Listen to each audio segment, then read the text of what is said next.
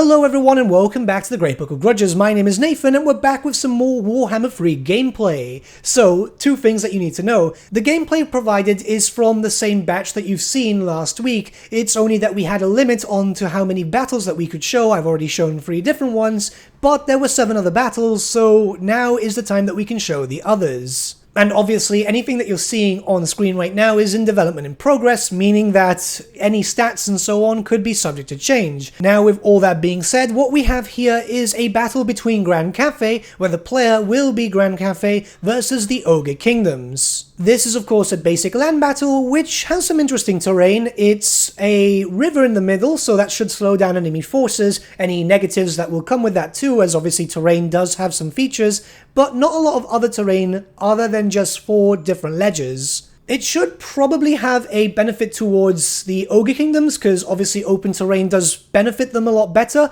but we do have a decent Cathayan army, very varied because, well, you need to make use of yin and yang, and quite a lot of different artillery pieces too.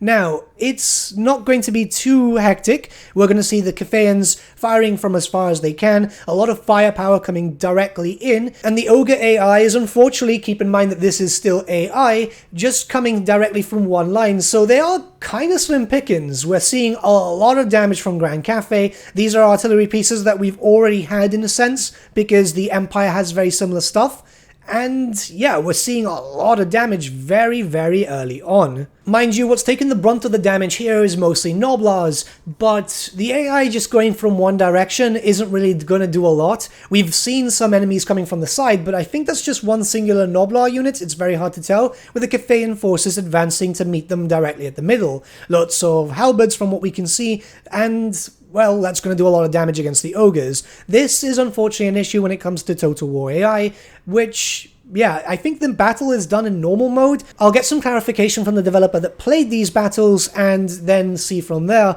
though what we can see is Cathay is going to be quite powerful. That's going to be quite expected. We've seen a decent charge already from, I believe those were the Rhinoxes. The issue is charging directly into halberds, which are geared to deal with a charge like that. It's not going to be too good. The damage is going to be very, very obvious here, and again, Total War AI, it's not the best, and what you're seeing is still something in development, so possibly Cathay is better off than the ogres at the moment. Funneling the enemy into one specific location and just bulking them all down into one area obviously does help, and I wish we would be able to see what the yin and yang bonuses are, because a lot of stuff is just so scrunched up. We know that the Cathayan army is getting loads of bonuses here. There is a benefit here when it comes to Miao Yin, as obviously she has a mixture of laws, and the secondary law that she has access to is that of the Law of Life, so some benefits, some healing spells, that's going to keep their units up and running whilst dealing with pretty much anything. Now, we are seeing here that the Noblars, mostly Noblars,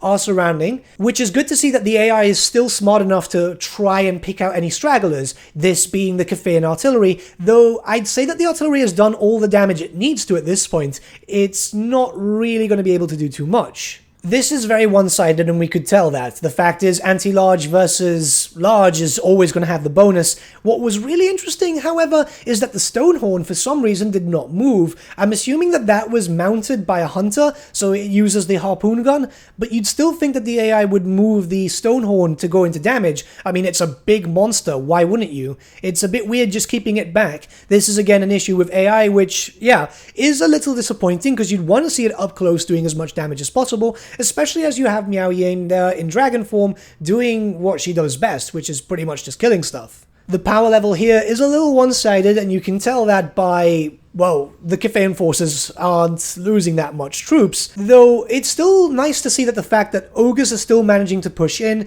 They've pretty much just bogged down in the middle, but they have started to break enemies, and there is a lot of Cathayans just starting to break, which does help, and it still shows that the ogres are still being able to do some damage. Had the ogres had, say for example, some lead belchers and so on to be able to hit from afar, that would have probably helped a lot more. The battle is still quite impressive, as you can see that the ogres are still being able to hold out. We're right now here seeing them surround Miao Yin and trying to take out the Sentinel, which, what we've seen in previous videos, the Sentinel itself can do a lot of damage, but is taking heavy punishment from the Ogre slave giant, so that's not too bad. The Cathayan forces breaking so heavily is obviously taking the tide of favor towards the Ogres, and I'm quite surprised that the Cathayans are able to break so easily. You'd expect with the amount of damage that they were able to do at the beginning, and with Yin and Yang coming into effect, that you would have a decent amount of bonuses here, and possibly be able to hold a bit better,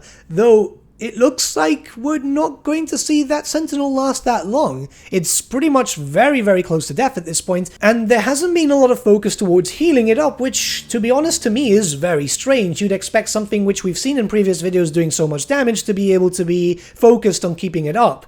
But with that, it's died out, and now we are just pretty much seeing the Ogres swarm around. I'm trying not to comment too much on the player's capabilities, because obviously this is still a development build, so some stuff can be a bit skewed, but you will notice that the range units aren't really spending a lot of their ammunition, which you'd expect to try and focus down some stuff. You can see there's 3 units which, well, they haven't spent a lot of ammo. It's very weird. At this point, it's just taking out the last of the Ogres, because the Stonehorn being far away was pretty disappointing. You'd expect it to do more damage up close. I hope that it's got fire on the move. I think it does, because you'd expect the AI to prioritize taking something that can do so much damage in. In fact, it's moving in pretty much as the ammo's been wasted, but by then it's been peppered by the artillery so heavily that it's just not going to get into combat.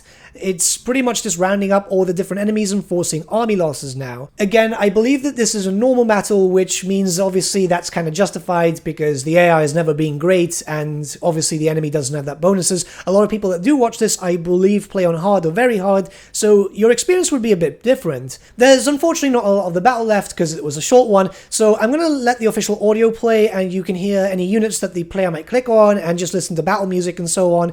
There's going to be a lot of videos today though, so don't you worry about that. Rocket battery.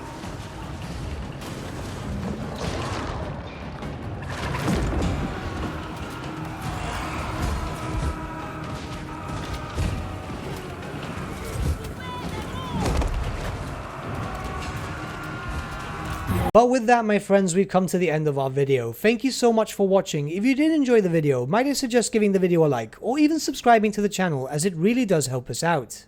In the description section below are various links to different social media platforms such as Facebook, Instagram, and Discord. Also in the description section is an affiliate link with Element Games where you could buy loads of hobby-based products, not just Warhammer, for 10 to 25% off. Making a purchase using that link and also our special code, which is also in the description, supports the channel at no extra cost to you, which we think is rather cool. A big thank you to our patrons. Your support means the world to us. It's amazing that people want to help a small channel like us grow and get to a higher level of content. A big thank you to Gibraltar LUSC, Ryan Bertsche, Andrew Prince, and Ogre for subscribing to us at our Fane level. You guys are super cool. And a big thank you to Edward Yule, VS Vasan, Aaron Whitman, and Shaggy for subscribing to us at our King level. Honestly, we can't thank you all enough. And lastly, a big thank you to all of you for liking, sharing, and commenting on these videos. Honestly, it's because of you guys that the channel's been growing at such a great pace lately, so we can't thank you all enough. But with that, my friends, thank you so much for watching once again, and we shall see you all again very, very soon. Have a good day.